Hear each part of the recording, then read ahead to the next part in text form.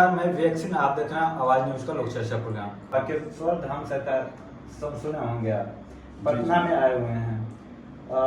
तेज प्रताप यादव जी का बयान आता है से हम उनको बिहार में नहीं आने देंगे। उसके बावजूद भी वो बिहार आए हैं और काफी बड़ी संख्या में उनको मानने वाले हिंदू धर्म को मानने वाले लोग उनके साथ खड़े हुए हैं। उसके बाद भी प्रेजेंट की गवर्नमेंट है उनका विरोध कर रही है, बोले ये बीजेपी का प्रोपेगेंडा है। इस पे आप क्या बोलना चाहेंगे? देखिए, सबसे पहले आपको बताना चाहता हूँ कि गवर्नमेंट का विरोध नहीं हो सकता। पूछिए कैसे? अगर गवर्नमेंट का विरोध होता तो गवर्नमेंट परमिशन नहीं देती। तो परमिशन अगर सरकार में बैठे लोग, सरकार के मंत्री उनको बोल रहे हैं सर उनको एयरपोर्ट पे ही घेराव करेंगे, तो ये कहीं ना कहीं जनता का आरोप भी रहता है और माना जाएगा से हाँ सरकार का कहीं ना कहीं रुकावट है। ये उस पर्सनल मंत्री का हो सकता है। उस पर्सनल मंत्री जो आप एक बताइए, कुछ दिन पहले रामायण को लेकर, राम को लेकर कुछ मंत्रियों ने कटाक्ष किया। सब पर्सनल मंत्री देखिए भाई मंत्री का पर्सनल विचार, पर्सनल मंत्री का पर्सनल विचार। जैसे आप तेजस्वी जी हो गए और तेज प्रताप जी हो गए। अब दोनों भाई हैं, लेकिन दोनों भाई में कितना फर्क है, इस बात को आप मानते हैं कि नहीं मानते हैं?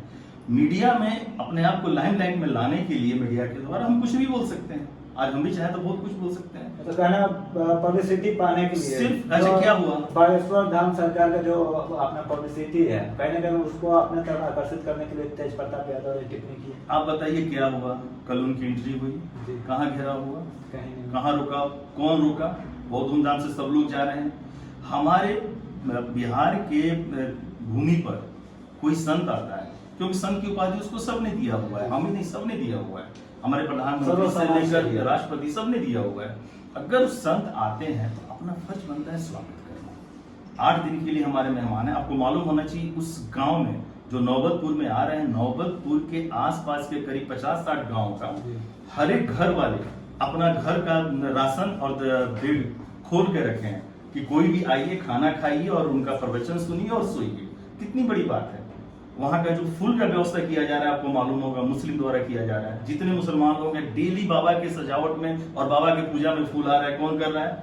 सारे उसके मुस्लिम समाज नौबतपुर के उनके जो समिति भी है वो यादव समूह के हैं, जो समिति उनको बुलाया है मैनेजमेंट में सेक्रेटरी। जी। तो सिर्फ इस सब एक प्रोपेगेंडा है कि न्यूज के द्वारा, मीडिया के द्वारा हमको आगे बढ़ना। और कुछ मीडिया वाले इसको हाईलाइट करते हैं, देना ही नहीं चाहिए। हम बोलते हैं कि जैसे आप आए हमारे पास एक अच्छी बात पे जिक्र कर रहे हैं, बातों बातों में चलिए ये भी बात आ गया, लेकिन ये कोई मुद्दा ही नहीं है। मेरे से पूछिए, कोई मुद्दा नहीं है। संत का काम है आना। अगर किसी जनता किसी को चुना हुआ है अपने नेता को, उनके हर एक कदम पे नजर बनाएगा, तो उनके स्टेटमेंट पे भी कहीं ना कहीं जनता उस पर देखेगी और क्या बोल रहे हैं, क्या उनके भले की है, उस पर नजर बनाना जनता का कहीं ना कहीं एक कर्तव्य भी होना चाहिए। बिल्कुल 100% सही है, लेकिन अब उनके हर एक छोटी छोटी चीजों पर ध्यान तो नहीं दे सकते हैं। अब ये चीजें तो कोई, मेरे हिसाब से कोई मुद्दा नहीं था। हमारे एक अच्छे नेता, हमारे एक अपने बागेश्वर बाबा यहाँ पर आगमन उनका हुआ है, सब लोग उनको पसंद कर रहा है। अगर आप सर्वे करा लें तो मुझे लगता है कोई नहीं माना करेगा। किसी को अगर धर्म में आस्था है, अपना विश्वास होता है अपने धर्म में, उसको लेकर अगर कहीं ना कहीं ठेस पहुंचे तो ये तो कहीं ना कहीं बड़ी बात है।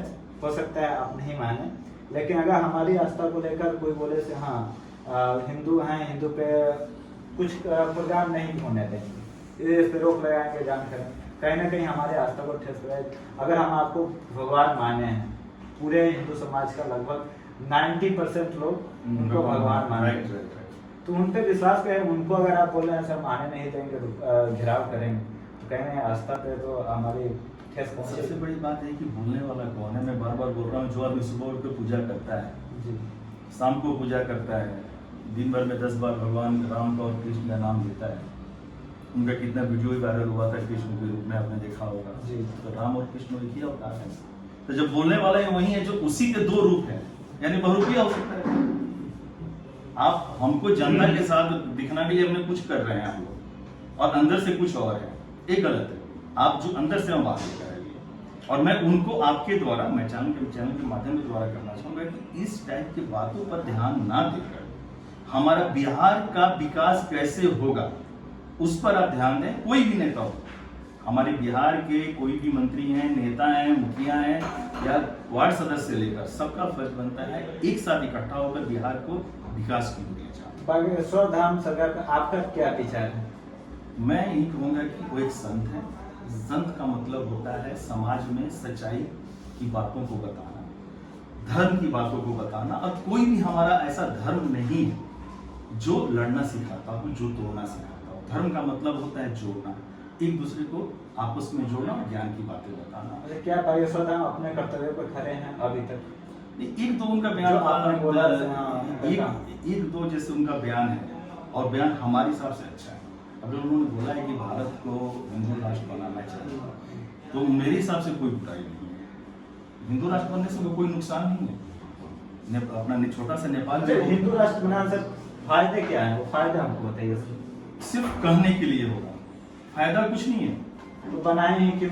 सेकुलर है, निष्पक्ष है, तो क्या दिक्कत है? ये तो बन नहीं सकता है। अगर उनका एक आवाज उठाए हैं, उससे हमको कोई दिक्कत नहीं है। मैं अपना प्रश्न करता हूँ, उससे हमको कोई दिक्कत नहीं है। लेकिन आज के टाइम में जब हमारे संविधान धर्मनिरपेक्षता के ऊपर बनाया जा चुका है, तो अब उसको छेड़ना करना ये नामुमकिन है, और करना भी नहीं चाहिए। उस संविधान जो बन चुका सो बन चुका। अब संविधान में संशोधन करके हिंदू राष्ट्र और ये राष्ट्र, ये कोई मतलब नहीं बनता। लेकिन अगर कोई आवाज उठा ही रहा है वो धर्म है, तो क्या उसमें भी कोई बुराई नहीं है?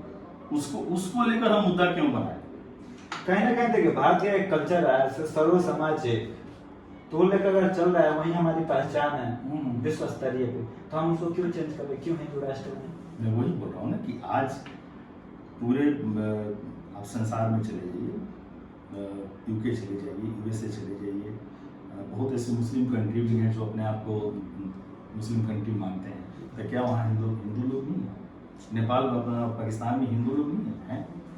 हमारे हिंदुस्तानी भाई, हमारे बिहारी भाई क्या गल्फ कंट्री में नहीं जाते हैं?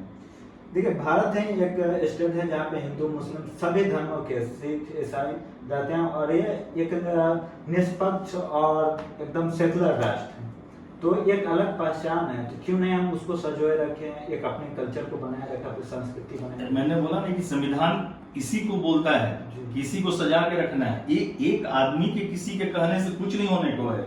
लेकिन अगर ये कोई बोल भी दिया तो उस पर ध्यान क्यों देने जाए?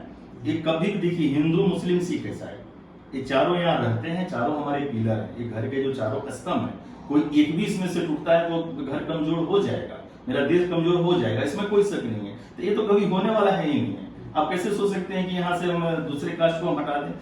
हिंदू राष्ट्र बनने से भी मैं भी बता दूं कि ऐसा नहीं है कि हमारे यहाँ सिखों की अहमियत कम हो जाएगी, हमारे यहाँ मुस्लिमों की अहमियत कम हो जाएगी, किसी की भी अहमियत कम नहीं होगी। एक राष्ट्र के ऊपर एक जोड़ने का है कि हमको हिंदू राष्ट्र, ठीक है, उससे भी हमको कोई बुराई नहीं है। ऐसा कुछ नहीं कि बहुत प्रॉब्लम होने वाला है, लेकिन ये होगा नहीं। अगर हमसे आप पूछे तो असंभव चीज है। और इन बातों पर ध्यान न देकर मैं बार बार एक ही बात बोलते आया हूं कि विकास, शिक्षा, स्वास्थ्य के ऊपर हम ध्यान दें। हम फालतू की चीजों पर बहस ना करें, इन चीजों पर बहस करें। हमारे बिहार में रोजगार कैसे पैदा होगा, हमारे बिहार में किसान भाई कैसे सुखी रहेंगे, हमारे युवाओं को कैसे नौकरी मिलेगा, छोटे छोटे जो अपने विधानसभा क्षेत्र है वहां पर कॉलेज कैसे खुलेगा, हॉस्पिटलों की स्थिति कैसे सुधरेगी, पानी का बहाव कैसे होगा, बाढ़